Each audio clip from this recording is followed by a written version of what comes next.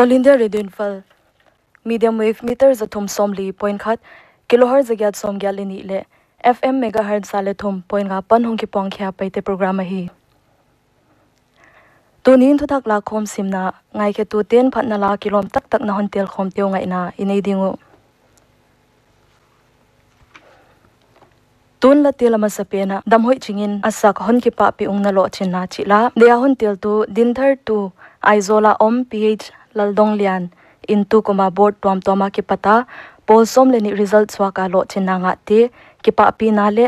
lamfel Imphal alompa Jimmy alal tapa thuamwan sangle amatanu New Delhi chingro moi in CBSE noi class 12 distinction apas Kipahpih na hontela hi ingai dingo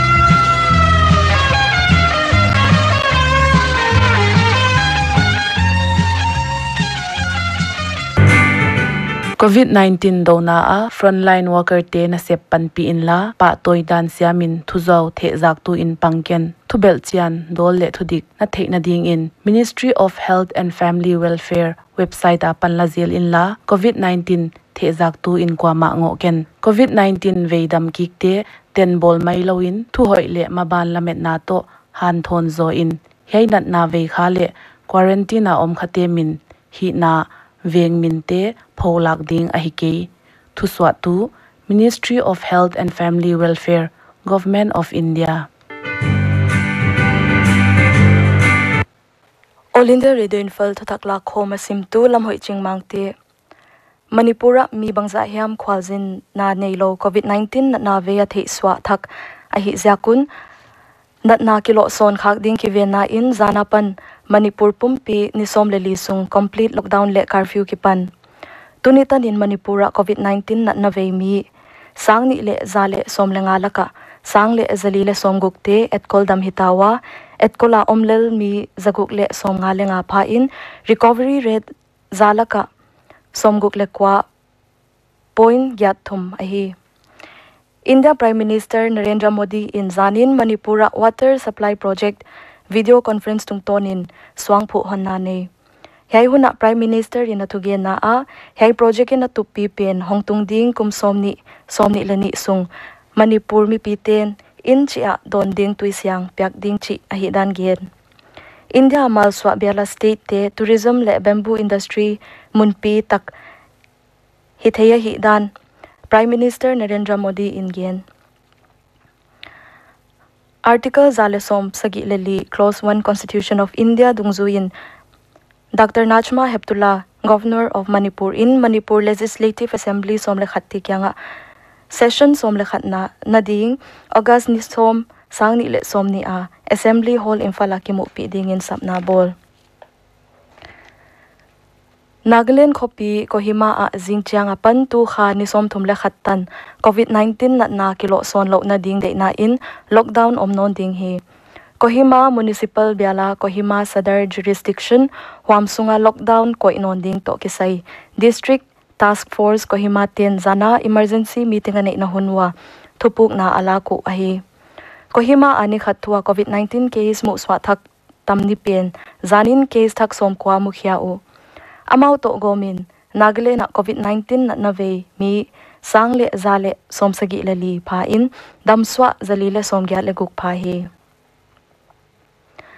Zanita ki Northeastern Indira Gandhi Regional Institute of Health and Medical Sciences a nupi khat COVID-19 na naziakin si ama to simin Meghalaya a COVID-19 na naziaka si mi nga phatahi Tobang kala Meghalaya Health Minister A-ngelte in Meghalaya a zanin COVID-19 na pandam swa mili phain akigoma et koldam mi somgya leni phatau chingen hi Zanin BSF apan mi somle thumtelin COVID-19 positive case thak mi somle kwamu swa thak hinona tuta na COVID-19 na ve zangale som thumle li phata a active case zalile somli le gyat phahi Asama tuilian in khanlam mano in district somni leguka khota sangni le zathumte tuina tupana mi nuai somni le gyat te tuilian in anok khakte ahi dan thuswakin taklang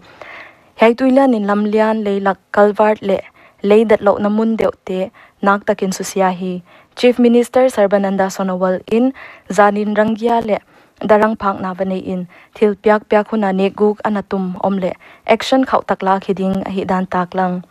Chief Minister in relief kema khen khatte leng kimu pi na neingal hi Asama tuilan ziakin hai chitu namun hector nuai khatlamas asuksiat bana gantam tak leng manghi Tuati Ziakin Agriculture Department 10 Community Nursery Bolna ding in Dangka Kror Kwa Swakhiau hi. Zanin Arunachal Pradesh a Ni khatwa COVID-19 positive case mu tamni pen hi in case thak som kwa le khat muswao. Amau te telin Arunachal Pradesh a COVID-19 ve mi zakwa le somli le kwa pha in active case zaguk le som thum le ni. COVID-19 zakasi mi thum pha in damswa mi zathumle somleli phatahi Mizoram zanin case thak kwa mu swa hi a ake gomin positive case zathumle somni leguk pha in active case zale somli le sagi damswa zale somsagi le kwa phatahi Sikkim zanin COVID-19 positive thak somni leni omin ake gomin zalile somguk phata a active case zathumle somthumle gyat pha in damswa zale somni leni pha hi Tunya dinga Thuthak Lakkhawm simtheu haiteng ahi Lateel ani na dingin Rayburn PYF te na saku A-ngelte Lenna Gam Ah chila de a hon tel tu Niulam ka walvenga kezi lian khaute in tunia hon amwaliam san missionary sin Zuan mang sunale ama ngai na tu te tengteng ngai da hon tel hi ingai dingo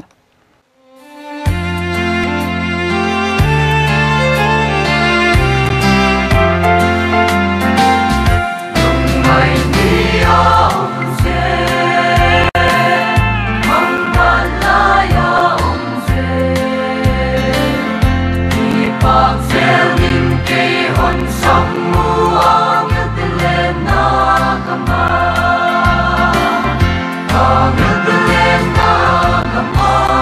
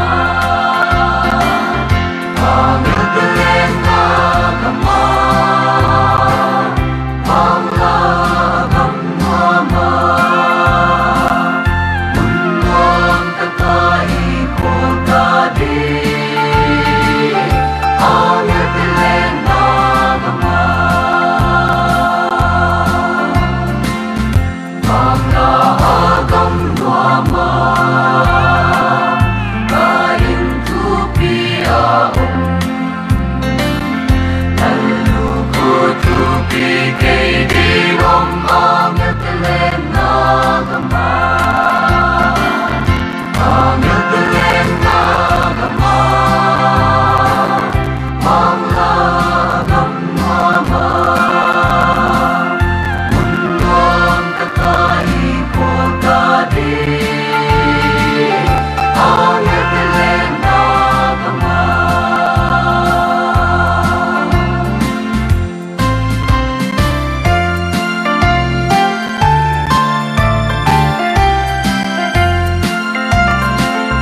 Toupa Phatna Wan pitu vanasi, Tumwa min hon pitung ding hi A-ngelte Lenna Gam Ah, A-ngelte Lenna Gam Ah, Mangla Gam Ah, Munduang takai kotadi,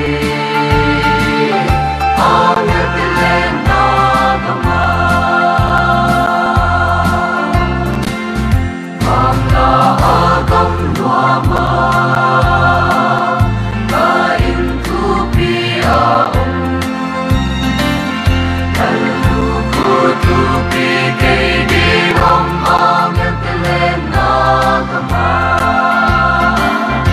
A-ngelte Lenna Gam Ah, Mangla agam luama, Munduang takai kotadi, A-ngelte Lenna Gam Ah.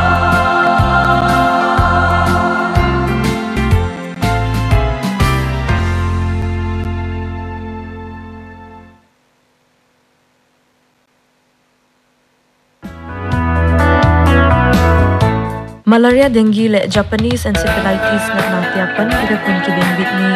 Inmun ahi kele inkim le pama thoka ngom the na ding tuivun na mun te ahi kele tuivun the na ding munom lo na dia pan lak thiat ding ahi Nalupun chiang in thosilen jang te te in ahi theilai le thokang ki ke saklo te te somin. chisa hosik na ne nge nge le kiet sang na mun nai pen asa ahi kele solkal dam doin khata malaria le dengue nan na hi yam chi kien sak pa in Japanese encephalitis kilat dana hi le hosik luna longsim tol le the na mang chi te ahi to bang na na ne le dam doin lian te Zuan pa in la kien kol pa in Thuswatu State Health Society National Vector-Borne Disease Control Program Manipur.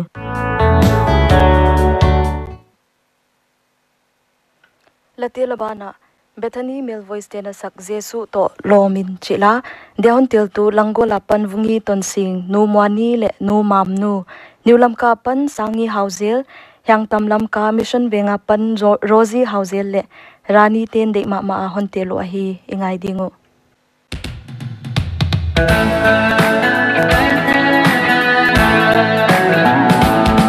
Kyarin ka mang hin so hi som se sun hon mu, wan fan wan vakin ka kha hong la dim hin hi, hi na in hong so pa ka min tung lam gel hi, se sun to ki ho in ka mo na mai sak hi, se sun to lo min ki ho ni, kyang ni bar hem pel kun ni mo. Da na ting ting, dong in den chiang in, thu ma ma na ko chiang in, be va ka tan chi na thei chiao, Jesu to ki ho in hong mai sak ting hi, ka lam pi hak sa in, nung nom na be song, in la na me bin ni sa va ya song le. Kêu na me pi ka in ka lam pi alia song, se su to kêu in ka lam pi siang sakhi, se su to lo min ki ho ni, kyang bar hem pel tun ni, pi da na ten the, dong in den chiang in. cả tâm trí na thấy cháu Jesu Toh ki hậu hình không ai sắc tình Ihonom lai te ngai dingu Toupa Zuan ding chi la ti Pumkhothang ina sakyan tiang tu Kolkata Manipur Bhawan apan Zam khan lalin swang pe mun Komite le mun tuam tuama om alom le wal ngai da hon tel thwang tama pan lian no thang suan lian zapau pau biak lian thang boy thang pui ngai zaniang ningmon ching songkhan suan chin za ching gin zaniang kham khozam nyang khan nem kam khan son chin lian le man ngai vungten de ta kaun tel wa hi ngai dingu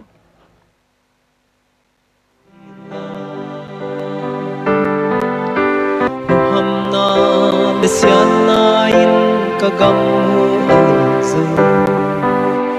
kite kilai som te do ka la swat zo ta kinan munane non tanu ithau ding o iswan ding Toupa iswan ding igam zong Toupa na hon ila bang hanga Toupa melia tu hi lai la kisikin Toupa iswan ding